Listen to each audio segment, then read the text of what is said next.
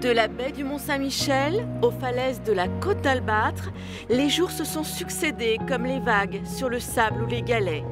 Des événements ont laissé leur empreinte. Sur les plages du débarquement, les commémorations du 80e anniversaire du D-Day ont réuni près d'1 million de visiteurs du monde entier. Le 6 juin, les derniers vétérans, devenus des hommes fragiles, ont été ovationnés et remerciés par les chefs d'État. Vous sauvez votre peuple. Non, c'est vous qui avez sauvé l'Europe. Les 80 km de côte témoins des opérations du débarquement seront-ils classés au patrimoine mondial de l'UNESCO? La candidature est relancée. L'issue sera connue en 2026. L'érosion du trait de côte s'accélère avec le dérèglement climatique. Ici en avril, nouvel effondrement de falaises à Veules-les-Roses.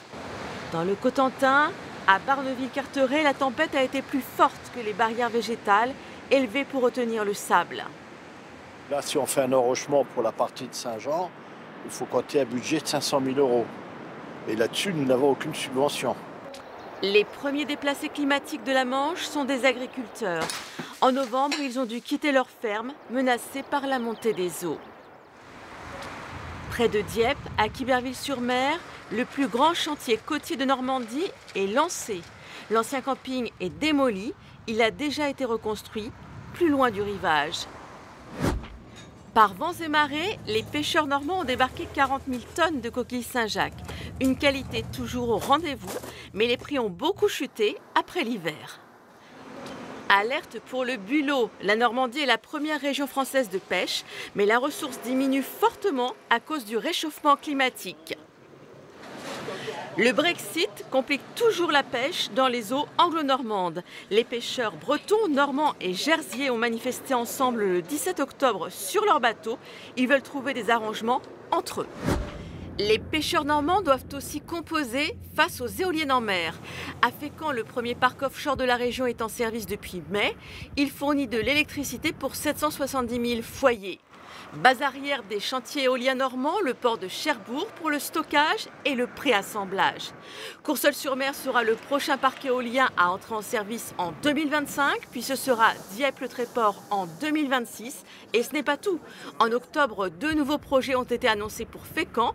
D'ici 2035, la Normandie comptera peut-être 7 parcs éoliens en mer. À Dieppe, le chantier de construction navale a fermé. Le site Manche Industrie Marine a été placé en liquidation judiciaire. Il employait 38 salariés. La ville espère que cette activité reprendra dans le port de Dieppe.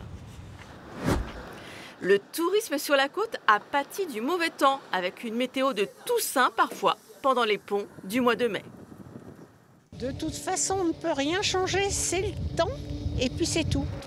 Durant l'été aussi, le soleil a manqué. La fréquentation touristique en Normandie a baissé de 3,5% comparé à l'été 2023.